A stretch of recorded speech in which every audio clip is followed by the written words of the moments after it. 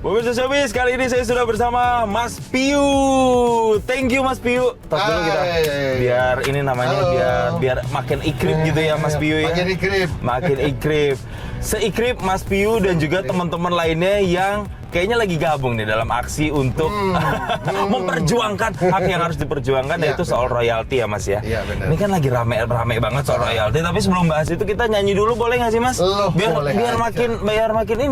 makin chill suasananya ya. Ya, biar makin chill. Ya kan? Nambahkannya.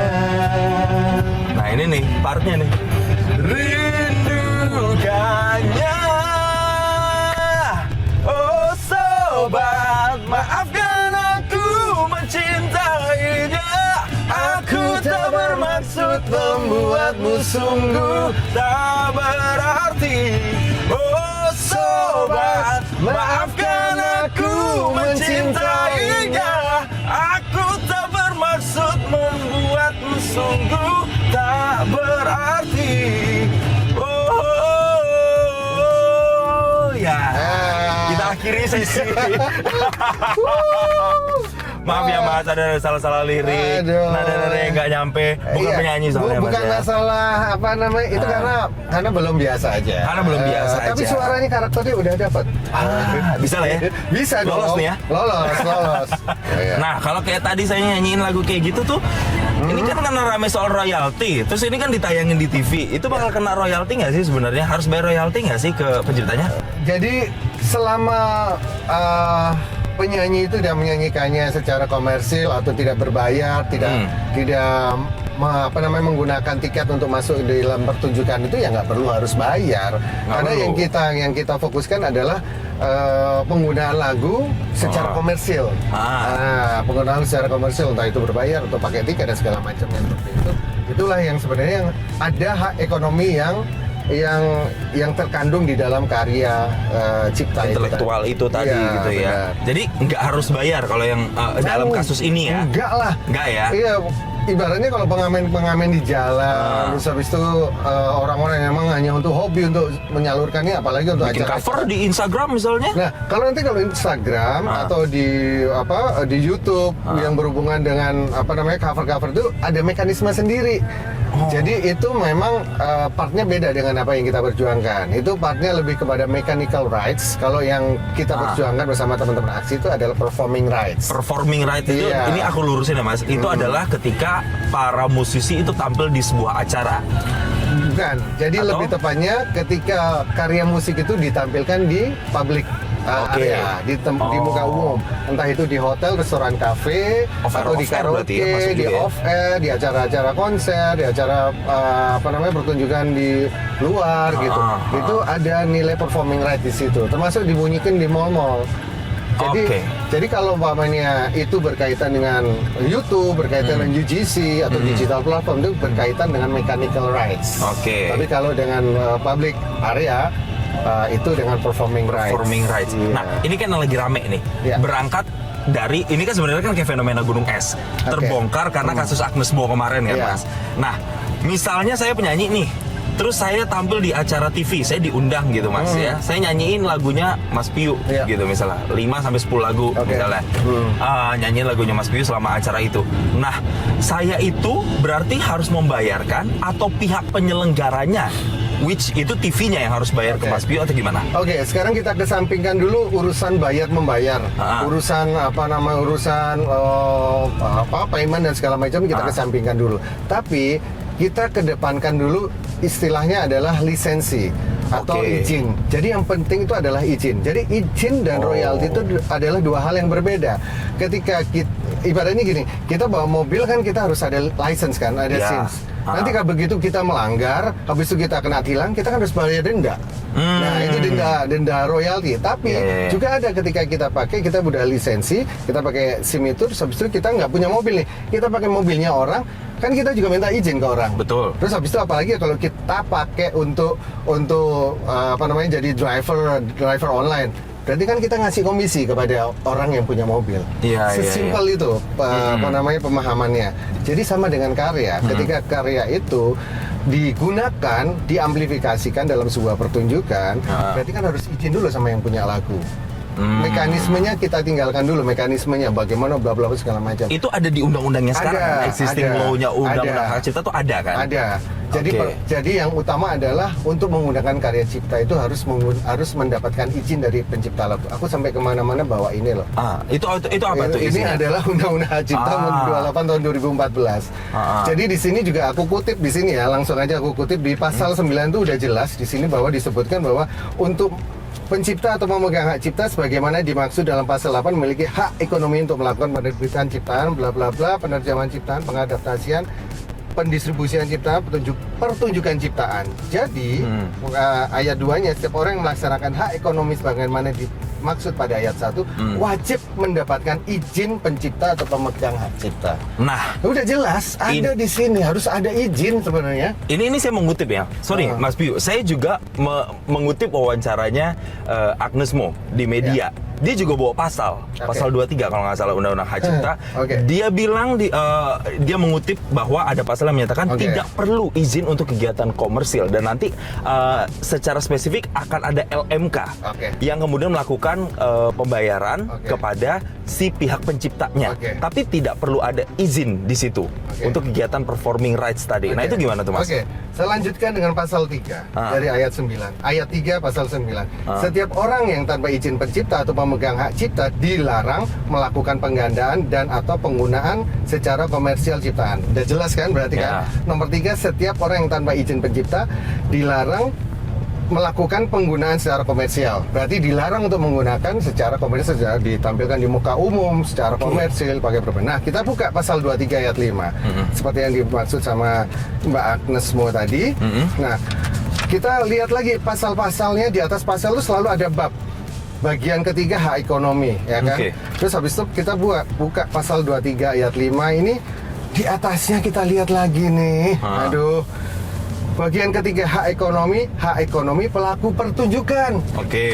Jadi itu ada berarti. Ada. Jadi pasal 23 ayat 5 ini membahas tentang pelaku pertunjukan. Pelaku pertunjukan itu which is adalah pengguna. Pelaku pertunjukan adalah seorang atau beberapa orang yang secara sendiri-sendiri atau bersama-sama menampilkan dan mempertunjukkan suatu ciptaan. Berarti adalah performer, penyanyi. Nah, di pasal 23 ayat 5 di situ disebutkan, padahal di atas sudah ada hak mengatur tentang pelaku pertunjukan, bukan tentang pencipta. Setiap orang dapat melakukan penggunaan secara komersil ciptaan dalam suatu pertunjukan tanpa meminta izin terlebih dahulu. Ini berarti kaitannya adalah si pelaku pertunjukannya tanpa meminta kepada si pelaku pertunjukan kepada pencipta dengan membayar imbalan kepada pencipta melalui lembaga manajemen kolektif. Ya. Berarti kan kalau dia mengutip ini tanpa izin, tanpa izin boleh. Habis itu tapi harus membayar imbalan kepada pencipta melalui lembaga manajemen kolektif. Terus habis itu satu lagi, kalau dengan pakai pasal 23 ayat 5, bolehlah kita kesampingkan masalah itu. Masalah yang tadi ini bab pasal 43 atau bab tentang pelaku pertunjukan. Tapi Mbak Agnes Mo itu pertama, dia sudah terbukti di pengadilan tidak mendapatkan izin, tidak meminta izin, tidak mendapatkan izin. Lalu yang kedua, membayar pun juga tidak. Jadi sudah dibuktikan di pengadilan niaga bahwa tidak ada izin dan tidak ada pembayaran atas karya cipta itu. Jadi makanya diputuskan bahwa melanggar karena tidak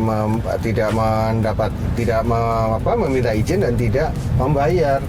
Jadi udah jelas bahwa pengadilan itu sudah melakukan keputusannya. Melakukan yang terbaik sesuai dengan fakta-fakta yang ada di pengadilan. Fakta dan bukti yang ada di pengadilan. Di situ ada saksi ahli, ada bukti-bukti di pengadilan itu.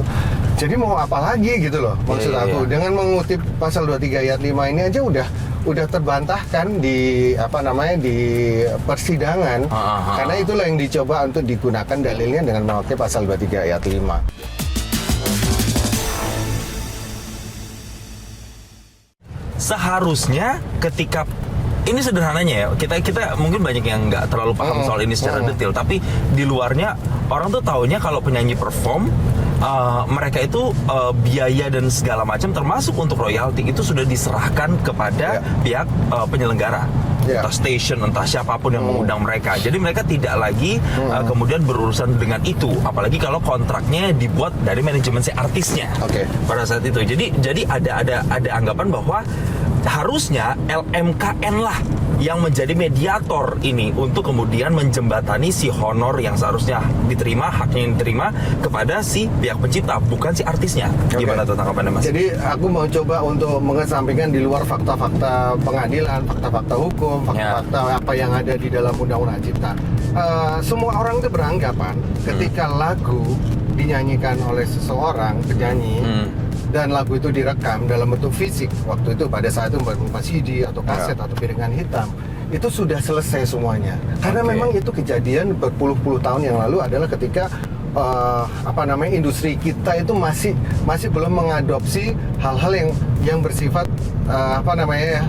manajerial, profesional, dan juga sesuai dengan ketentuan-ketentuan yang berlaku di aturan-aturan hak cipta yang ada berlaku di dunia internasional. Tapi semenjak tahun 90-an itu kan udah mulai banyak perusahaan rekaman masuk ke Indonesia, sehingga sudah tidak lagi berlaku itu jual putus istilahnya. Jadi udah berlaku sistem royalti, sudah berlaku bagaimana pemberian hak kepada para pencipta lagu. Nah, berkaitan dengan itu, kebiasaan itulah yang dianggap orang atau penyanyi bahwa lagu itu adalah milik gua. Padahal di dalam Undang-Undang Cipta ini sudah diatur bahwa pencipta lagu itu memiliki dua hak, yaitu hak moral sama hak ekonomi. Hak moral itu artinya di mana lagu itu dinyanyikan atau dimanapun lagu itu diperdengarkan atau ditampilkan selalu melekat hak penciptanya. Namanya harus pencipta. Umpamanya Jason menulis lagu Aku Sesungguhnya Adalah Kekasihmu, gitu kan. Jason akan tertulis di situ kapanpun mau ditampilin di TV akan selalu tertulis ciptaan Jason gitu. Itu hak moralnya. Hak moral itu juga berkaitan dengan izin. Ketika seseorang mau menggunakan lagu, izin dong aku sama Jason, aku mau pakai lagu Aku Sesungguhnya Kekasihmu. Ya itu kan sebuah hal yang harus dipatuin atau dimengerti bahwa itu adalah sebuah etika atau sebuah adab yang harus dilakukan oleh seorang penyanyi ketika ingin menggunakan karya. Nah, ada juga hak ekonomi. Ketika hak ekonomi itu melekat, ketika lagu itu dipakai secara komersil, ya harus ada dong royaltinya. Itu aja, kita nggak usah ngebahas tentang pasal-pasalnya, nggak usah harus ngebahas tentang LMK-nya dan segala macam. Kita ngebahas itu dulu bahwa pada dasarnya ketika kita ingin menggunakan karya ya harus izin dulu. Tapi masalahnya kebiasaan itu dilakukan sudah bertahun-tahun yang lalu. Pembiaran. Sehingga akhirnya kebiasaan itu akhirnya menjadi sebuah kebenaran.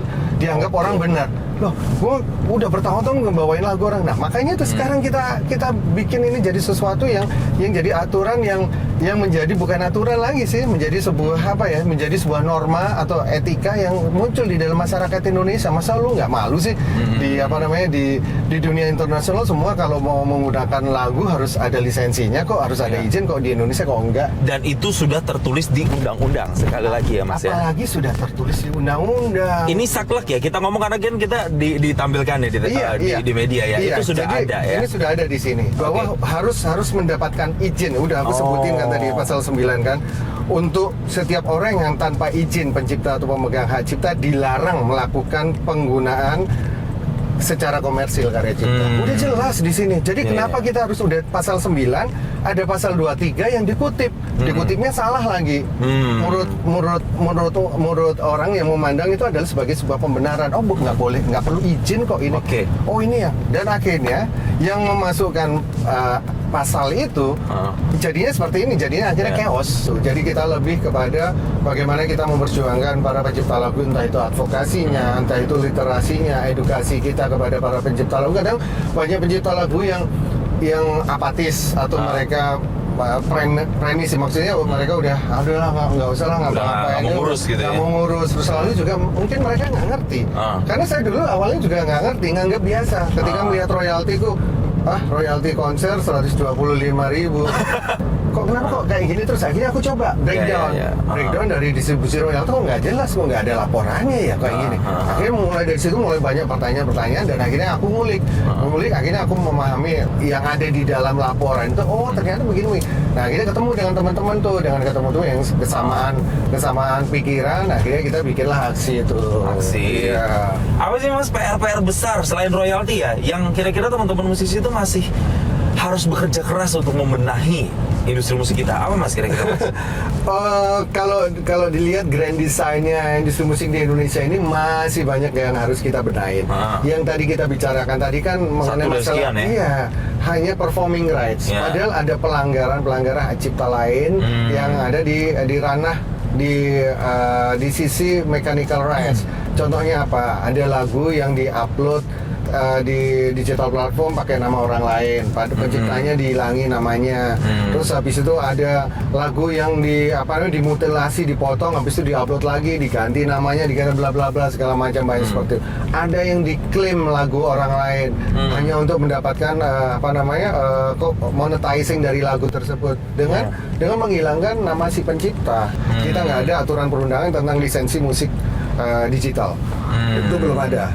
Ngomongin soal musik juga Mas, musik itu kan bagian dari ekspresi, eksplorasi rasa. Tapi ketika kita mencoba mengeksplorasi dan berekspresi, tapi ternyata ada berbagai macam bentuk, misalnya intimidasi atau bentuk-bentuk larangan berekspresi. Misalnya kayak kasus kemarin Ben Sukatani. Nah, itu kan banyak menyita perhatian publik. Sebagai musisi, POV-nya musisi ngelihat kasus seperti itu kayak gimana, Mas? Kalau kita ngelihat itu nggak bisa, maksudnya nggak bisa diberlakukan seperti itu. Karena kebebasan ekspresi itu adalah hak dari setiap orang kan. Hak itu tidak bisa hak pribadi itu tidak bisa diambil sewenang-wenang oleh siapapun, termasuk oleh negara. Kenapa saya bilang begitu? Karena ada dasarnya, Undang-Undang Dasar 1945 pasal 28 ayat 4H. Di situ disebutkan, correct me if I'm wrong, hak pribadi tidak boleh diambil alih oleh siapapun. Jadi oleh siapapun, bahkan oleh negara atau oleh pemerintah. Jadi hak untuk menyuarakan, bebas pendapat, kan pasal 28 berkaitan dengan bebas pendapat kan. Itu tidak boleh. Karena udah diatur di dalam undang-undang yang paling tinggi, Undang-Undang UUD 45 kan. Terakhir, Mas Piyu, kira-kira nih dari segala macam hiruk pikuk, dinamika, tantangan segala macam, apa nih harapannya untuk musisi-musisi dan juga mereka yang memang bekerja di industri musik Indonesia ini apa di Hari Musik, Mas? Yang pasti untuk musisi di Indonesia, untuk para pencinta musiknya juga, kita berkarya aja lah, terus selalu bikin karya-karya yang bagus, terus kita juga selalu ide-ide kreatifnya juga selalu ditumbuhkan. Terus kalau peminat musiknya ikuti benar-benar maksudnya benar-benar menghargai karya cipta. Jadi kalau mau nonton konser musik ya harus berbayar lah. Jangan, kan sekarang masih banyak tuh yang gratisan, mau pengen nonton gratisan. Kalau lu mau pengen nonton acara musik yang bagus, berkualitas, ya lu harus benar-benar bayar, harus rela untuk benar-benar nabung untuk bisa nonton karya musik, karena itu kan bisa jadi asupan energi yang positif buat otak kita, pikiran kita gitu loh. Oke, itu ya harapannya ya. Semoga memang itu hal-hal tersebut, harapan-harapan tersebut bisa terwujud supaya iklim industri musik di kita itu juga semakin sehat dan semakin dicintai sama peminatnya, sama masyarakat Indonesia, dan yang terpenting adalah royalti ya. Kita jangan lupa kesejahteraan para pencipta musik ya.